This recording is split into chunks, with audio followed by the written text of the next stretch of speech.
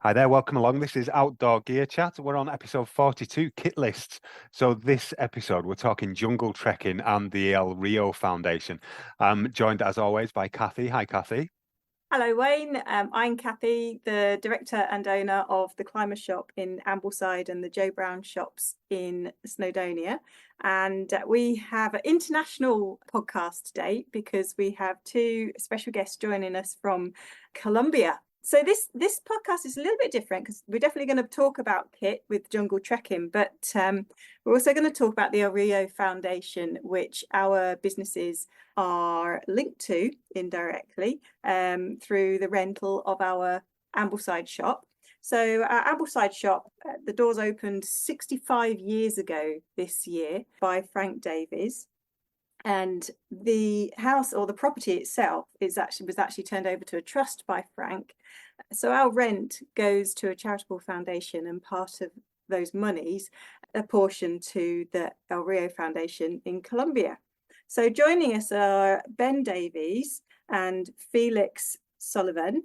And Ben, you may have picked up the name there being the same as Frank Davies. Ben is Frank's son, and he is co-owner of the El Rio Hostel and chairman of the El Rio Foundation. And Felix is director of the El Rio Foundation, and they're joining us on our podcast today. Hi, guys. Hello. Oh, they are there, yeah. There must be that international time lag.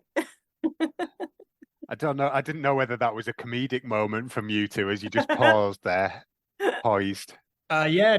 Well, we're very good at dramatic pauses. So yeah. But thanks very much for having us on. And huge thank you for supporting us since our very beginning. Yep. Thank you. Well, that's thanks to Ben's dad, really. So, but let's build on that. Ben, you're perhaps you can tell us a little bit about the link with the El Rio Hostel and the El Rio Foundation and the Ambleside shop. Now, I know the hostel is award-winning. It was voted best in Colombia and also voted second best in Latin America, which is quite an accolade. What's the link with the shop? I've kind of explained the general side of things from our point of view. We just see our rent going out, but those monies that come into the foundation, how do you see those being used? Yes, we obviously are very grateful for that donation because it sort of props up the activities of the foundation year round. The foundation itself now is a 9-person strong team, plus all of the extras who work throughout all of the various programs of the foundation. But yeah, the money that comes from the Climber Shop basically completely supports all of the day-to-day running of it. So it's without that, it would be a very, very different beast.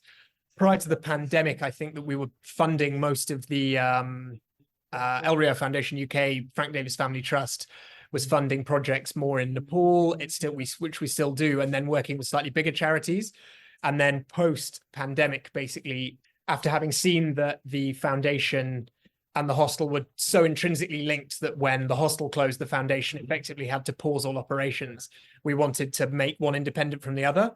And so the funds coming from the Climber Shop effectively were the driving factor behind making the foundation the independent entity that it is. And so all of the running of the foundation basically is funded by the Climber Shop. And then on top of that, we seek extra funding for specific projects, basically. So that's kind of how it's structured. That's really cool, yeah. If you got, we'll go on to sort of the work that the foundation does in a minute. But if you got any memories of the shop growing up, living in Ambleside, or I'm not sure if you actually lived in Ambleside. Did you live in the flat above the shop, or was you too young to remember that? No. My parents moved into our house near Cartmel, Field Broughton, in about 1980, I think, and I was born in 1989. So no, I missed that by a decade or so. But I remember going there a lot. Yeah, as a child, absolutely. I remember because my parents had the Climber Shop, but then they also had Wilf Nicholson's that then became Anorak, which was on the other side of the road. And both had sort of I just remember the cellars and being fascinated by them as like a 6-year-old boy running around, in the boot room and everything, sort of, because the boot room used to be in the cellar of the Climber Shop. And so I remember sort of exploring and finding it all very, very fascinating and amazing. I know that my dad grew the climber shop. So it used to be just the unit that was on the very front corner on Compston Road. And then he sort of took on the next bit, upstairs and downstairs and all the rest of it. And it's kind of the higgledy-piggledy marvel that it is today. Yeah, absolutely. I remember it. It was a fun place to hang out as a young boy. The basement's still cool. It's vast and there's lots of dark corners to get lost in. Yeah. Can I just ask, how did you end up in Colombia then? How did the foundation set up? So Guy, I have a business partner called Guy. He's a friend of mine from university, and Felix is another friend from university. So basically, Guy and I came out here traveling in 2009. We were both 20. We were sort of traveling around and, backpacking and whatnot. We came back in 2015 after having done other jobs. So I'd sort of worked a bit in advertising. Guy was a ski instructor and sort of doing summer seasons in the south of France and winter seasons in the Alps. And so after a number of years, we kind of talked about this idea to open a hostel. And we thought that it would be a good idea, from years back. So then we came here in 2015 with this goal to open a hostel. We thought that Colombia was a good destination because it was kind of stabilizing a lot. Obviously, it's got a bit of a checkered history, that's well documented. So at that time, it was kind of coming out of a rough period. So basically, we came here with a kind of idea and a list of potential locations and stuff. And we ended up in the Tayrona area, which is, Tayrona National Park was on the front cover of the last Lonely Planet. To give you some context, like it's a very touristy area, but at that time it was still kind of up and coming for sure. So we ended up getting the land where the hostel's built, and we built the hostel up. When we first opened, we had space for 43 people. And now we have space for almost 130. It's grown a lot. I was going to say why I'm here, which is because I followed Ben and Guy. As I came to visit, had absolutely no intention, just came on holiday. And I realized, wow, this place is extremely nice. I'll just stay here. And Ben and Guy said, would you like to? I said, yes, I would. And they go, I haven't told you what you're doing yet. I was like, I don't mind. I'll just support however I can help out. And so I ran activities in the hostel and helped manage volunteers. And some of the activities we were running were kind of foundation based. So before the foundation was official, but my role was to bounce out into town with a football, kick a football around with the kids. And the impact was incredible. We didn't try and teach any skills, any values, just kicked a football around. And loads of kids were turning up every single week, loving the football, some not loving the football so much. So we thought, what can we do for those kids? Let's do some more multi-sports activities. And now it's got really out of hand. We have 25 different sports and arts clubs all over the region because, the positivity of hostel guests out in the community is what the kids really need. So they really value positive attention. And we've got 300 guests who come through the hostel every week. We can inspire about the foundation. And then, like the North Caribbean coast of Colombia. I really recommend it. You guys should definitely come. I've stayed here ever since. Sort of the combination of doing community work, seeing the impact every day with the kids is fantastic. And then immediately when you finish work at 5 o'clock, you can head to the beach, drink a coconut, watch the sunset, and you feel like you're on holiday. I think we need to wind up this podcast now. And I know. I just going to say, plane, basically. I just grabbed my passport. I'll see you shortly. Yeah. The other great thing is there's lots of travelers, so everyone's in holiday mode. So everyone's super positive, really up for activities, really up for coming to help out. So it's a really positive place. And between January and May, like super sunny, blue skies, sunshine every day, most of the time. And so we highly recommend it. Do come and visit us. And do you find a lot of the hostel guests getting involved then? Is that whether by accident or by design? Is that one of the things, that part of the plan, I suppose? Absolutely core to our delivery. Because we have 300 people we can inspire every week to come and help us. And normally I'd say we get 50 volunteer guests out. And what the kids in our community most need, is positive attention. And people who are on holiday are the best at giving it. So we would task you to look out for the kid who might not have had the best day or the best week and to buddy up with them and just make sure they have a great session.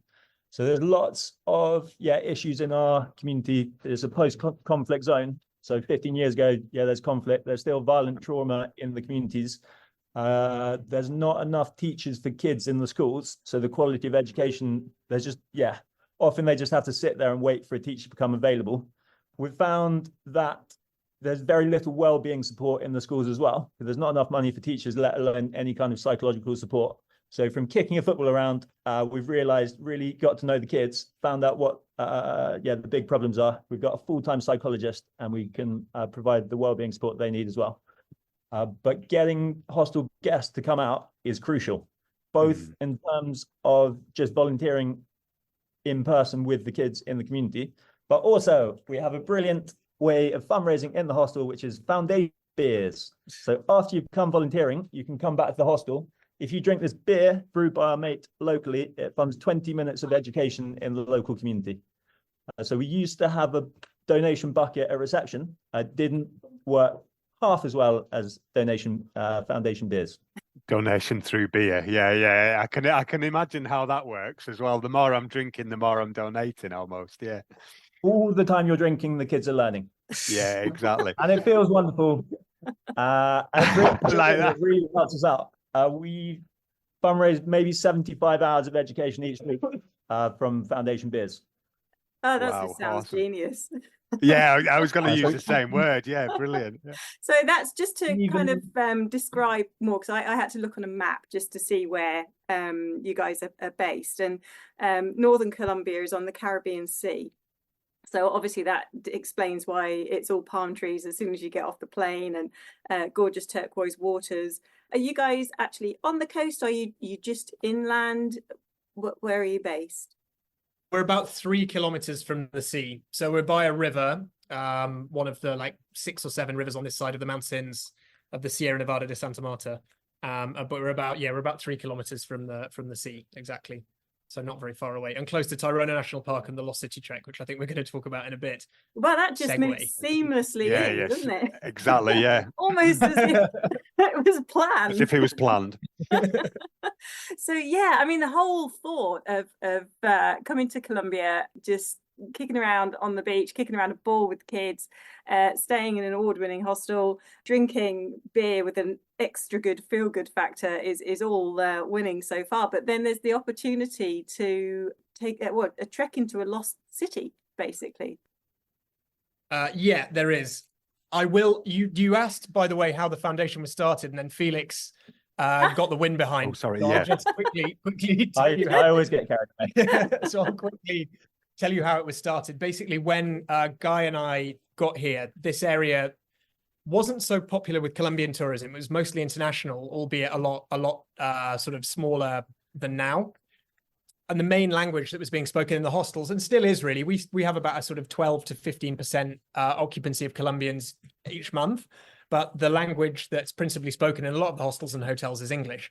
And so a lot of the locals weren't really able to kind of participate in the kind of front of house roles that were offered in the hostels. So we're working mostly in cleaning and cooking. So there wasn't really much room for professional progression. So what we started doing was ran English lessons from before we opened, and then through the first few years of the hostel. And that was how the foundation was born, basically. That was our kind of first community project, was teaching English. And actually all of our management staff now, although at the beginning they weren't because they didn't have the language, now all of our management staff are from Buritaca, so they're all local, which is amazing. So our administrator, head of reception, all the rest of it have all sort of learned English. And then, I mean, the lessons have sort of morphed into, what do we have, 3 teachers at the moment, 2 or 3? So teaching the staff, and that was kind of the first project of the foundation. And then beyond that, we then funded a school for a number of years. It was a small school that only really served a very small community that within which El Rio is based. But basically that school was I think the second project or the third project. And then after that was when we started with the sports stuff when Felix arrived. So it sort of grew in that sense.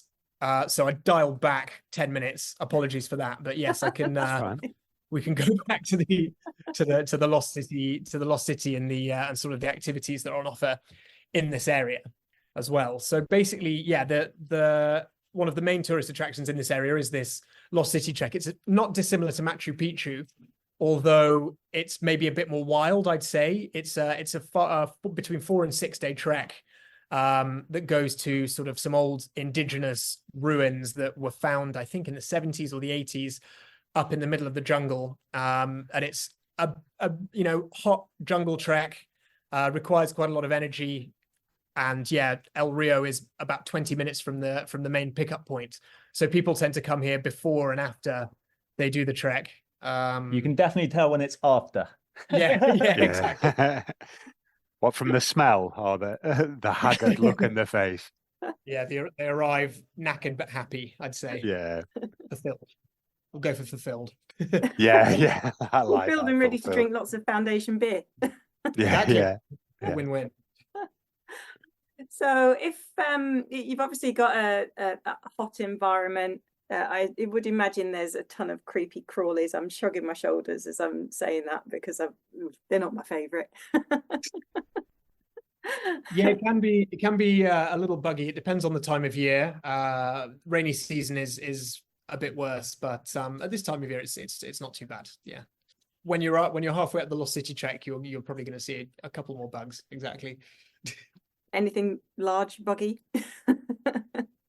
Well, I don't want to put anyone off coming. But, Yeah, I was just going to say that. Yeah, you're putting Cathy off coming. Yeah.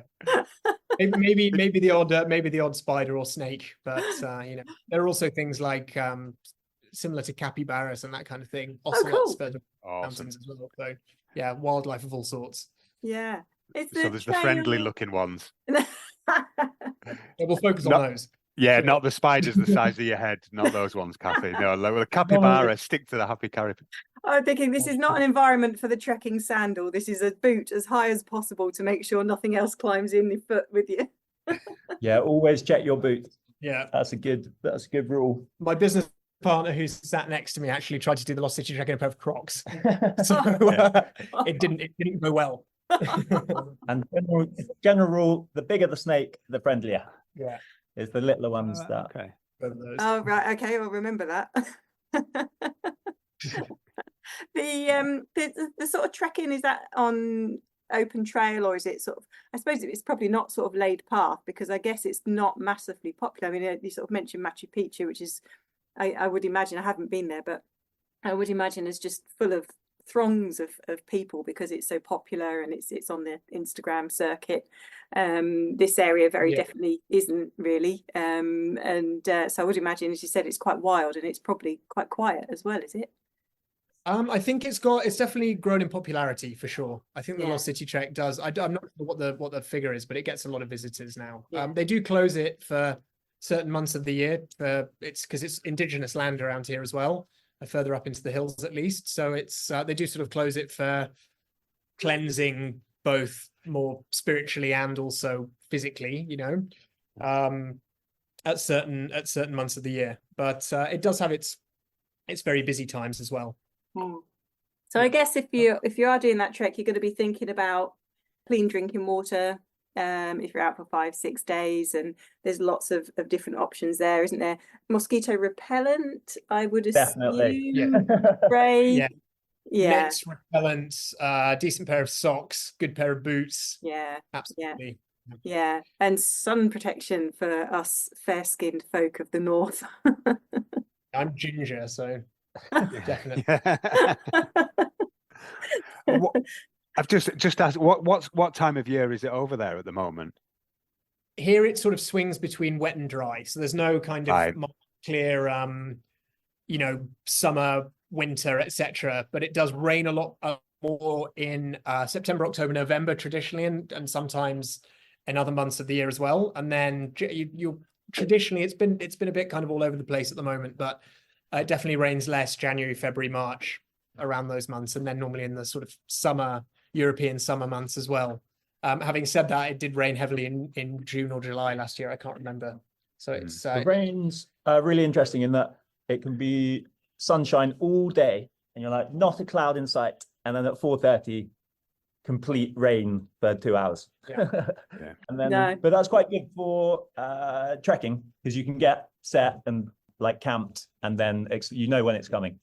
It's sort of very regular. Yeah, rare that it rains all day. Exactly. Yeah, that's quite a bizarre concept. from a small island with a very maritime, changeable climate, isn't it? Yeah, exactly. Yeah, in the Lake District winter. Yeah.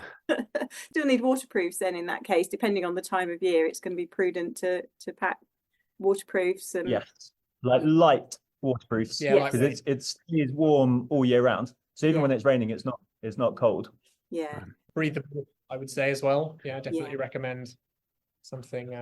yeah, Something like- lightweight, breathable, and yeah, just something that can scrunch in your pack, because it sounds like you're not going to need it for a lot of the time, but when it does rain, it rains with a capital R, so you're going to need to be able to get it on quick. So A Machina snack? Do they still exist? They Machina do. snack? Yeah, I don't think they were absolutely. breathable. I like that, though. Wow, yeah, I remember selling those as a 13-year-old boy in Anorak. Yeah. So we had we've got a really interesting little product that just came to my mind when we were talking about this trek, and it's designed to reduce water pressure, or to reduce the need to use water and to pollute water. So it's like shampoo, and it's like a cleaning thing, and they also have these tiny wee biodegradable wipes. So they're not like, they work as wet wipes, but they're made out of a natural biodegradable fabric. They're about the size of a Treeball mint, and you squeeze on some of your pits and bits, it's called, which I think was a genius name, onto this little kind of peppermint size disc, and it comes out, turns into this face flannel size biodegradable wipe, and you can use that to clean yourself. And when you was explaining this 5 sort of 6 day trek, I thought, oh, this stuff's genius. This is the stuff you can use, made in Wales. Wow. And you don't actually have to pollute any watercourses by washing in them, which is if you're probably out for a fair amount of time, is the way forward, I would think, because water's actually, well, I don't know, is water very precious in that region? I mean, globally it's obviously very precious, but you mentioned you've got lots of rivers in your area. I am assuming it's not an arid area if there's a lot of jungle.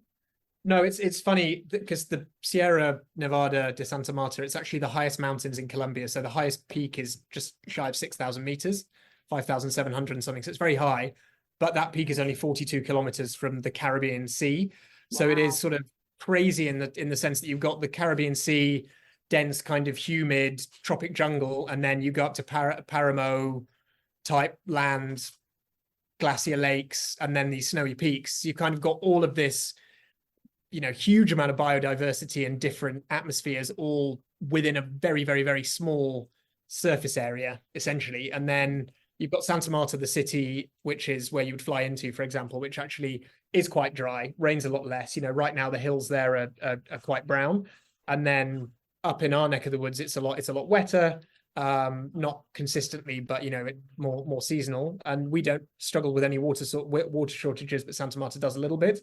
And then beyond us, you've got the desert, Guajira Desert, which is a desert literally. So it's sort of kind of within a 4-hour drive, you can be in a remarkable amount of different kind of landscapes and climates, basically. I met a kid in the Guajira who was 7 years old who'd never seen rain, which trying to describe him was a challenge.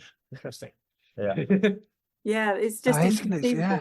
Yeah. It is, yeah, absolutely. I'd say, yeah, that is that, yeah. You made a nice sitting with like furrowed brows, like really. I know, yeah. And we've travelled quite a bit. Yeah, I wish there was a day we didn't see rain. Yeah. Well, going back to the kids, because they're obviously central to all of this. You mentioned you do sport with them, but I know that's not the only thing. You do a lot of other creative things with them as well, because not all kids are sporty. Sometimes it's also important to sort of sit down and draw and let your feelings go that way too. What sort of different clubs do you have? So our goal is to find every single kid in our local area an activity they love, and then build their confidence through those activities. So we have lots of sports and arts clubs, dance, things like frisbee, cricket. We've got 2 cricket clubs now. We're building towards an Ashes where they're going to play each other. The other thing we realized after the pandemic, kids in our area hadn't been to school for nearly 2 years. So they're very good at football. We can see that at football club, but we're doing a bit of community English, and they're really struggling with reading and writing, not in English, but in Spanish. And so literacy, I was poor, like basic maths, very low. The ability to concentrate, having not been to school, never had to be anywhere at any time. Kids really struggle with their concentration. So we set up an academic tutoring program, and we have nearly 100 kids a week access 6 hours of additional support. Big focus on reading, writing, maths, but also English. Like, this is a tourist area.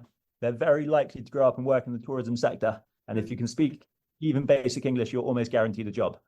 So there's huge motivation. Big numbers coming to tutoring now. Lots of sport. We've realized that art and dance are very important as well, because at school, there's not enough funding. Creative subjects are the first to go. And so kids didn't have an outlet to express themselves. And sometimes that, they're having challenging behavior as a result. But through art and dance, they could really connect with their teachers, build that element of trust, and then be able to talk about quite challenging issues.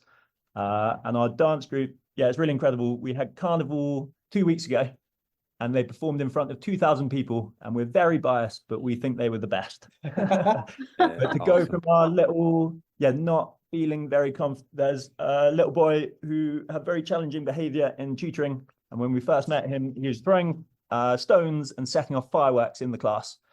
But it turns out he just needed attention. And so we put him in our dance group, and now he performs in front of 2,000 people. He really struggled with his writing, and now he writes raps in his book, and he performs them, and he's super confident, and his behavior is transformed, and he's a natural leader. And so the rest of the group have really supported him as well. But it's little stories like that where you go, wow, you take a step back. Amazing. Absolutely awesome. We do 66 hours of community English a week. We've realized more and more that the schools need lots of support. So we send teachers into school time, and that's kind of 35 kids in the class. Some of our volunteers, it's a bit throwing them in the deep end, but the kids are super motivated. And so we try and support schools as much as possible. So lots of English. We also have an Indigenous community program. So the community leaders from Quebrada del Sol, which is 45 minutes away up, a very big hill in the middle of the jungle. And we involve them in all our programs. So we have a teacher up there full-time teaching English to 190 kids a week. And once every 3 months, we go up and run big sports and arts and environmental festivals. Those kids, they don't have any government support either. And so their hand-eye coordination is absolutely incredible. You should see the first cricket session in the Indigenous community. Absolutely. And so, it's just bringing education and joy. And we now work with 600 kids a week. We have an environmental education program because, there's just very little knowledge about environmental things. So we teach that through all of our various different programs. We've got little kids activities. So there's no childcare in our local town. So for 3 to 5 year olds, 3 mornings a week, it's the most joyful sessions. They're always doing amazing things like cooking and talent shows and dance. And for a real volunteering experience, the best start to the day, head to little kids activities. I think that's it. That's rambled quite a lot. Just a small amount. We haven't got any more questions. Thanks. That's now, it's got, from humble beginnings, it's really got out of hand. And thanks to the Climate Shop as well, because your core funding is the base on which all of our programs can happen. Because a lot of our other funding comes from hostel guests. So in rainy season, that goes down a lot, whereas the Climate Shop funding stays consistent throughout the year, and we know that it's coming. And so to be able to have a really strong platform to work with 600 kids a week, your guys' funding is absolutely crucial. So the main thing that I want to communicate on this podcast is just thank you. It's been for longer, ever since we've been going, since for kind of 7 years, you guys have been supporting us. And the community jungle school for 5 years with kids who didn't have access to education at all. Those guys have moved to secondary school now, but in terms of changing their life, that school was incredible. Because when we first met them, really shy, never really got to see another kid, no access to education. And then after 5 years, we had a drama teacher as one of our teachers, and the most outgoing, confident, bouncing down the hill to greet you. Thank you guys. It's really amazing. And I hope that you can bounce out and come and meet the kids, meet the communities, and see the impact that you're having each and every day out here, because it's really awesome. Especially if you're a teacher or a sports person, but not exclusively those, I guess. I guess that's how. The big question for me is, and for us, I guess today is how can people get more involved? And I guess that is coming over and seeing you and what's going on, I suppose, is it? Definitely. Yeah, what our kids most need, I was going about it, is positive attention. And so bouncing out to our activities, finding that kids who need it the most, and then bouncing around, high-fiving everyone and bringing joy. The other thing that really helps us is drinking foundation beers if you're in the hostel. But yeah, every £6.50 is an hour of education in our local area. So we have a crowdfunding campaign at the moment for our 25 different sports and arts clubs. So hopefully we can share a link somewhere accessible. Yeah. But yeah, every £6.50 is an hour of education and joy in our local area. And so Awesome. that would also be amazing. All donations are gratefully received. But yes, do come visit us, bounce to the Lost City track, hang out on the beach, and come to some community activities. You'll have a great time. Oh, that just sounds amazing. I will doesn't it? Absolutely the link in the show notes that will be available for people to read on the podcast platform. Obviously a big thank you to all of our customers who support us as well, because when they're coming in to the shops and buying great kit for their adventures, the money from that kit comes into our business and helps not only support our staff team but support the fantastic work that you guys are doing. And it's mad when you think, you know, if you're buying a jacket in Ambleside or even in our Llanberis or our Capel Curig shops indirectly, you know, that some of that money is ending up and massively positively affecting young Mm. lives in post-conflict Colombia. So it's a bit of a mind rush, really, isn't it? It's it's quite incredible. Just so wonderful to see you guys on the screen. I know everybody listening can't see you, but to actually be able to chat with you about this, and hopefully people just listening and hearing the important work you guys are doing and how that's possible is great. So thank you very much for your time and joining us both. Felix and Ben, it's been an absolute pleasure to talk with you. Thank you very much. Thanks a lot for inviting us. It's been wonderful. It's been awesome. Thank you. Awesome to speak to you both. Thanks guys. Oh, well, you can learn more about the lovely hostel in Biritaca, Colombia, by going to their website, which is www.riohostel.co. And all of the information and the great work that the foundation do is available to see at www.elriofoundationco.org. And there's also opportunities for donating on that site, but also I'll put a separate link to donation in the show notes. So we have a wide range of items available should you decide to get on that plane and head out to Colombia. Check out our range at www.climbers-shop.com. And also there's a wealth of information on how to keep your water safe, how to protect your eyes, all sorts of stuff. And that is available at our sister website, www.joebrownoutdooracademy.com.